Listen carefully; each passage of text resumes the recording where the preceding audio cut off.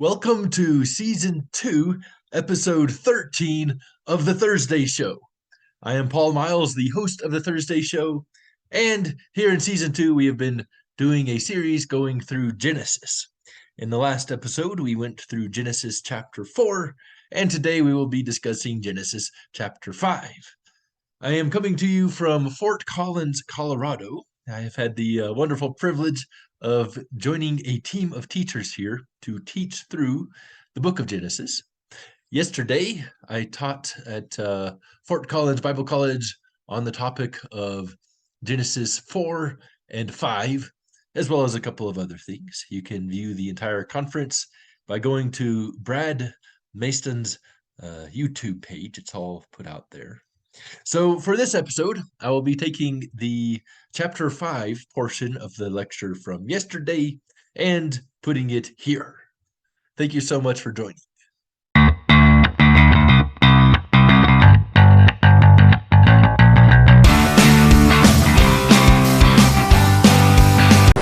Woohoo! So, Genesis 5. Genesis 5 gives us several generations, several names, and several lifespans. It begins, this is the book of the generations of Adam. What's the Hebrew word that's being thrown out here? Toledoth. Very good. Assuming that we're right about the Toledoth structure, the previous section would have recorded a family history tablet, if you will. And here it's giving us another family history tablet, which Moses is writing down into the Torah under the inspiration of God. So by the time we get it, it's the good stuff. It's inspired. It's entirely without error. In the day when God created man, he made him in the likeness of God. He created them male and female. How many genders? 2. All right, very good with the math. I like this. He blessed them and called them mankind in the day when they were created.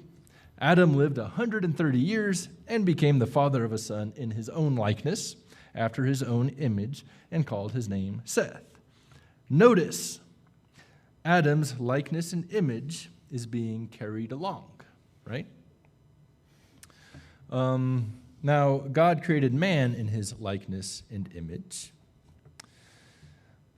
It seems that the Adamic nature is continuing, and that this was the original design. However, the original design did not have Adam as fallen with a sinful nature that was being carried along. That is something that was added whenever Adam fell. Does that make sense? So we can derive here this concept of spiritual death, the concept of being in Adam, which Paul picks up on later. Okie dokie. Okie dokie. The days of Adam, after he became the father of Seth, were 800 years, and he had other sons and daughters. So all the days of Adam that Adam lived were 930 years, and he died. This is a term we're going to hear a lot of in this chapter. And he died, and he died, and he died. Seth lived 105 years and became the father of Enosh. Seth lived after the birth of Enosh 807 years and had other sons and daughters. So all the days of Seth were 912 years, and he died. Enosh lived 90 years and became the father of Kenan. Enosh lived after the birth of Kenan 815 years and had other sons and daughters. So all the days of Enosh were 905 years, and he died. Kenan lived 70 years and became the father of Mahalalel. Kenan lived after the birth of Mahalalel 840 years and had other sons and daughters. So all the days of Kenan were 910 years, and he died. Mahalalel lived 65 years and became the father of Jared. Mahalalel lived after the birth of Jared 830 years and had other sons and daughters. So all the days of Mahalalel were 895 years, and he lived long and prospered, right? Wrong, and he died. Jared lived 162 years and became the father of Enoch. Jared lived after the birth of Enoch 800 years and had other sons and daughters. So all the days of Jared were 962 years, and he died. Enoch lived 65 years and became the father of Methuselah. Enoch walked with God after the birth of Methuselah for 300 years and had other sons and daughters. So all the days of Enoch were 365 years. Enoch walked with God, and then he was no more because God took him. So it seems that Enoch did not die. So Enoch and Elijah are unique in that they did not die. They were taken up. Whenever we get to the book of Revelation, we see two prophets that will come who will die in the middle of the 7-year tribulation. There's a common thought that these two prophets are Enoch and Elijah, that they will come back for this ministry. However, it is possible that that's not right. Moving along. Methuselah lived 187 years and became the father of Lamech.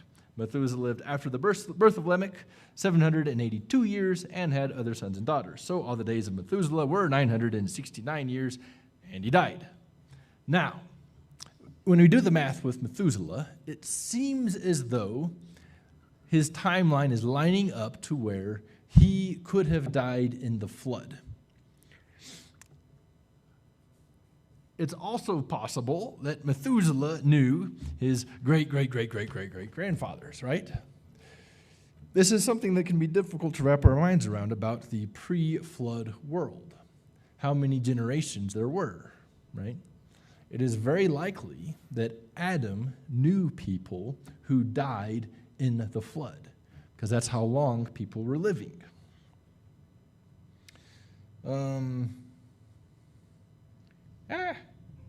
Let's see. Did that work? Okay. Lamech, now this is a different Lamech from the one of Cain, right? A couple names are repeating. We see that today. My grandfather's name was Paul. Every now and then I come across another Paul. We're all over the place, right? Lamech lived 182 years and had a son. He named his son Noah, saying, "This one will comfort us concerning our work and the toil of our hands because of the ground which the Lord has cursed." Okay? So he names him Noah. Pop trivia. Does anyone know any Hebrew words from the same root as Noah? No? Okay. Oh, yes, please do, if you have the answer. One of them would be Naham, which is translated often as repent.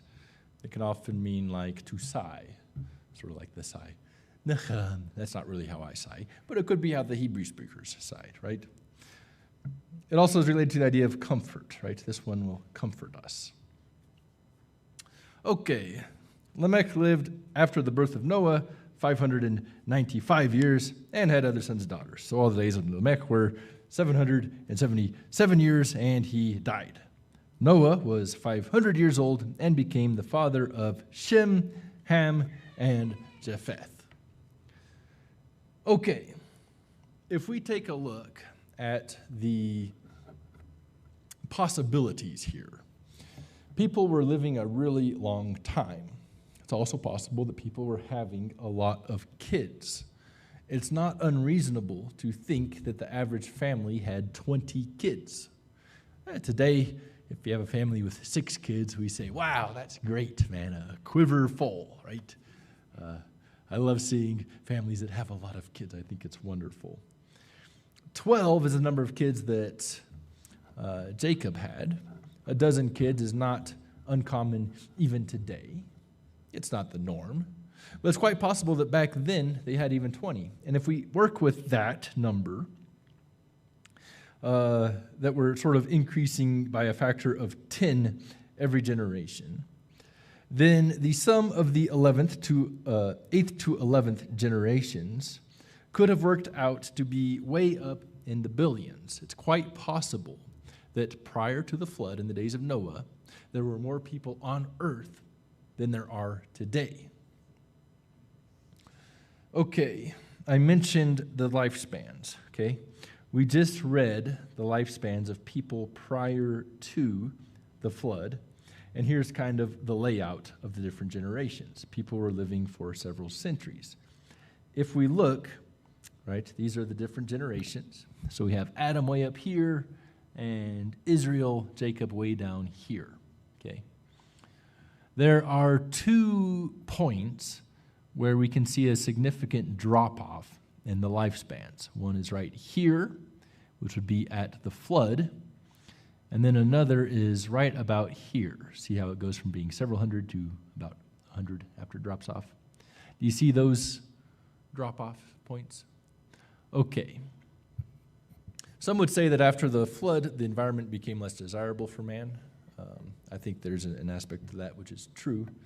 But I also think it's possible that from the restricting of the genetic code at the flood and at the Tower of Babel, which we'll get to later, at those 2 points, our families are restricted significantly, and that through those 2 periods, we drop off in our lifespan. Why? Because of inbreeding, if you will, right?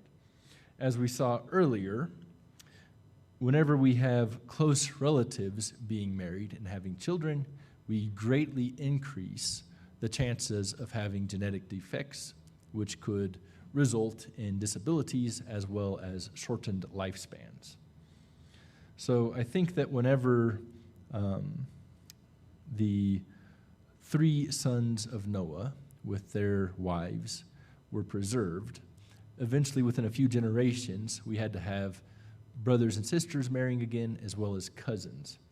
And that probably led to a lot of genetic defects, many of which are probably still prevalent, since even today we're not living to be several hundred years old, but maybe 100 if we're lucky. And then that, once again, at the Tower of Babel, we receive another restriction whenever God confuses the languages and spreads people out. Okay, does that kind of make sense? Okay. Oh, at one point, before we close up, the Bible is not the only text talking about this, right? Assuming the Bible is right, that man was together at the Tower of Babel and then spread out, we would anticipate what? We would anticipate that pagans took a national memory of the time from before the Tower of Babel, from before the flood even, perverted that and turned it into false religions and propaganda, right? Well, it happens that we have a Sumerian king list in which we see a list of kings that had incredibly long lives, much longer than we see in the Bible. So we know it's a lie because the longest man's ever lived was that case with Methuselah. Clearly propaganda to blow up the Sumerian kings. But we see long lives and then a flood, and then we start to see a decay of the lifespans, which aligns with the actual historical course of events, only turned into pagan propaganda, which is precisely what we would anticipate if the Bible was true. Make sense?